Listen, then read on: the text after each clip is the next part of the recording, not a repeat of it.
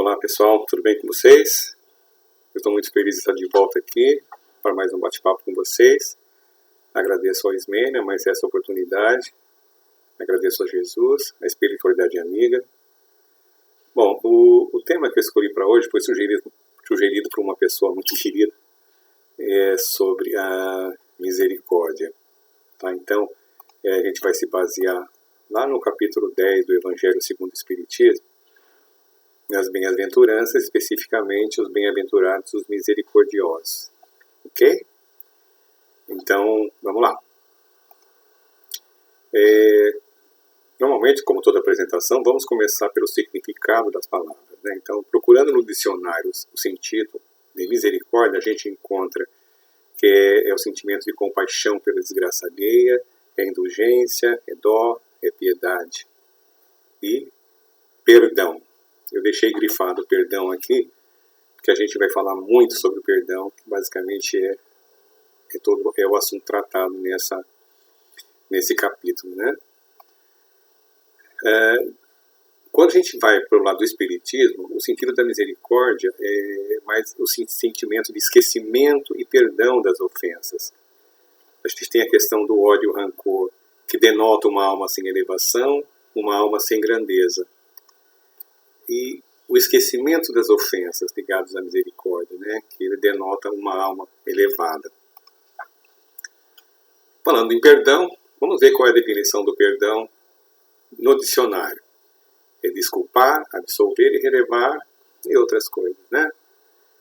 E no Espiritismo é uma concessão infinita de oportunidades, quer dizer, a doutrina nos ensina que nós temos muitas oportunidades de resgatar, de conseguirmos nosso perdão, de perdoarmos, né? Isso Deus nos dá, na sua infinita bondade e justiça, essa oportunidade da gente estar se aprimorando, cuidando das nossas faltas e nos libertando do mal que nos acomete. O capítulo 10 ele começa no item 1, 2 e 3 com o título de Perdoai para que Deus os perdoe, e traz 3 textos de Mateus que a gente vai estar repetindo agora. Bem-aventurados que são misericordiosos, porque obterão misericórdia. Se perdoardes aos homens as faltas que cometeram contra vós, também vosso Pai Celestial vos perdoará os pecados. E, se contra vós pecou o vosso irmão, ide fazer-lhe sentir a falta em particular, a sós com ele. Se vos atender, tereis ganho o vosso irmão. Bom, ele começa a fazer uma distinção sobre as duas formas de perdoar. Vamos ver que nós temos, então, um lado que é verdadeiro e um lado que é falso. Que nós temos perdão puro e o perdão não puro. O verdadeiro e o mentiroso. Falando do perdão verdadeiro, o que ele traz? O que significa? Ele é nobre, ele é generoso, ele eleva e ele é sincero.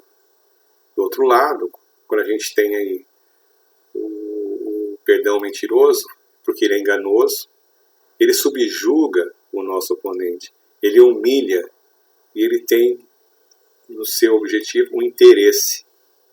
Ok? Isso está lá no item 4 do Evangelho.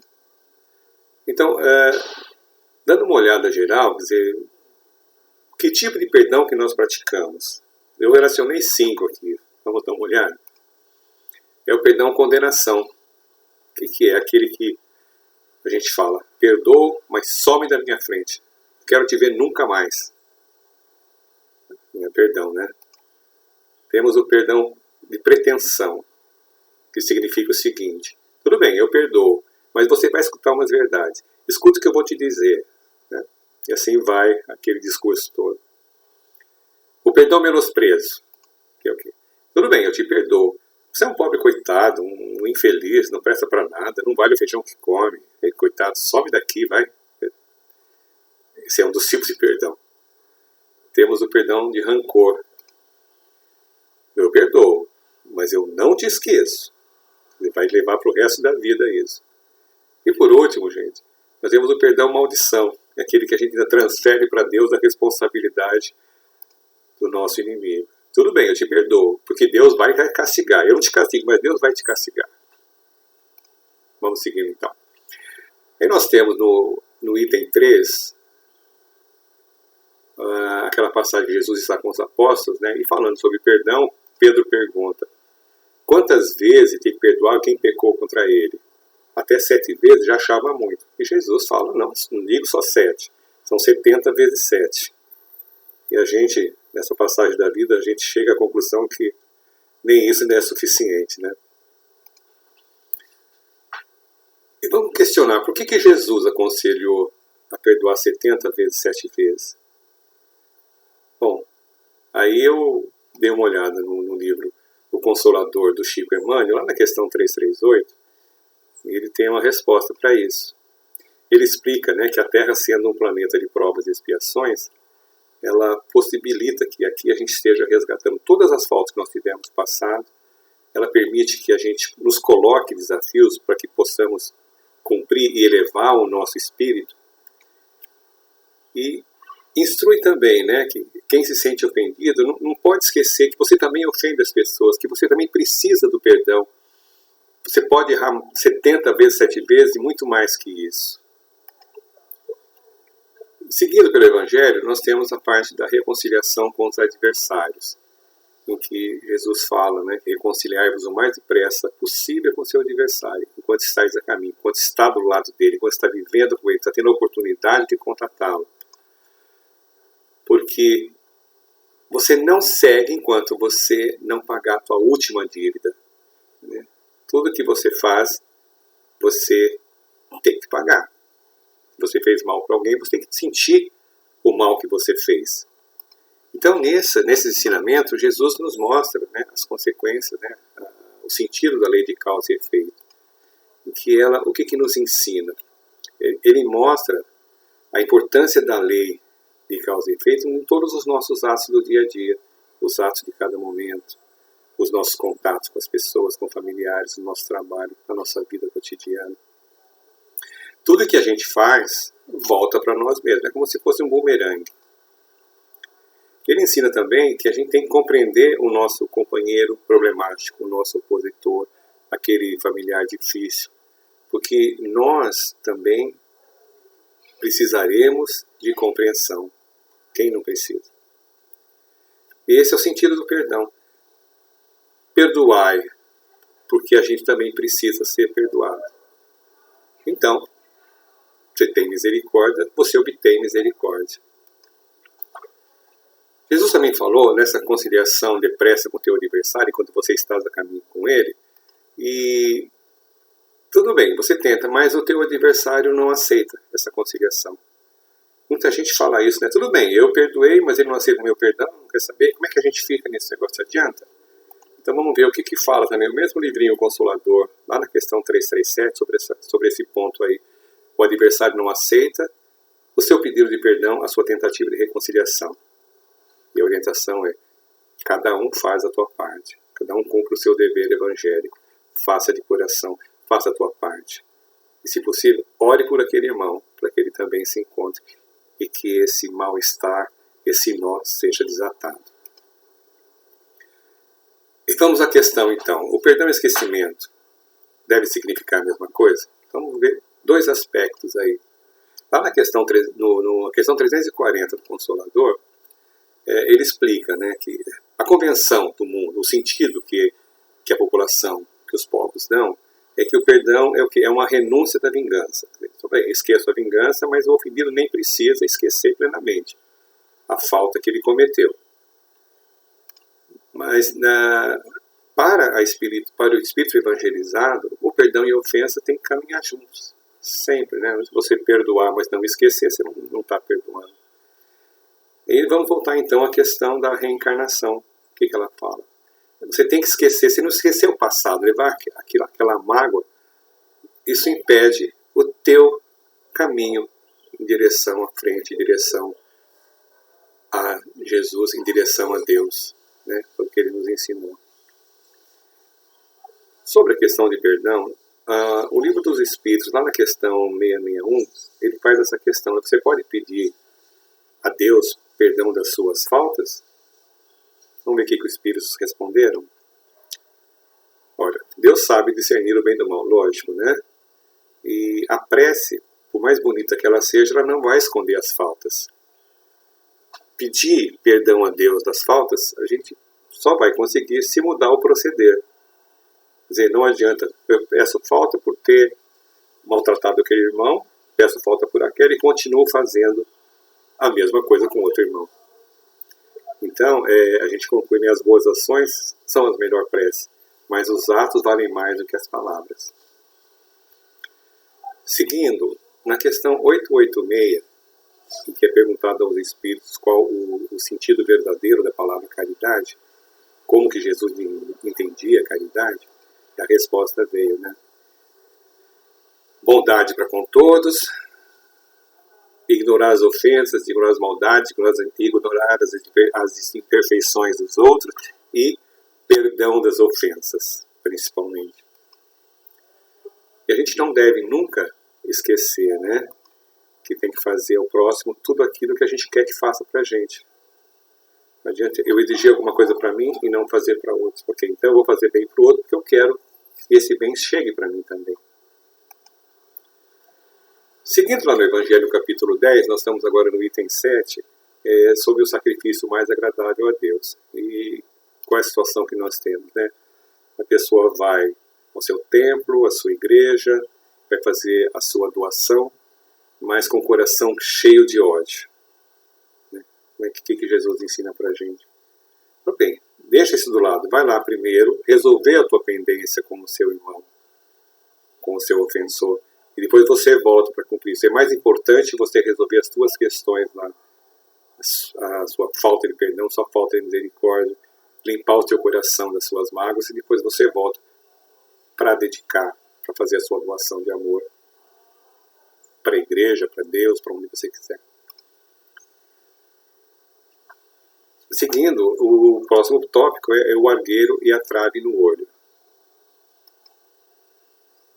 E Jesus fala, né? Como é que você vê um argueiro no olho do vosso irmão? Quer dizer, você vê um cisco e não vê a trave que está no teu olho. Aquela questão, né, de você ver a sujeira na casa do vizinho, mas esquece de limpar a sua janela, né? A sujeira está só sua. E a chamada de atenção. Hipócritas, tire primeiro do vosso olho a trave. E depois, veja como você pode tirar o argueiro, o cisco, do olho do vosso irmão. E na sequência, não julgueis para não serem julgados. Nós temos lá o evento, né, da pecadora, que Jesus questiona, né? Atire a primeira pedra aquele que estiver sem pecado. Some todo mundo. Então, e vem o ensinamento, né? Empregar-se-á convosco a mesma medida de que vos tenhais servido para com os outros. Eu vou seguir agora com algumas considerações a respeito do perdão, que eu acho interessante compartilhar com vocês.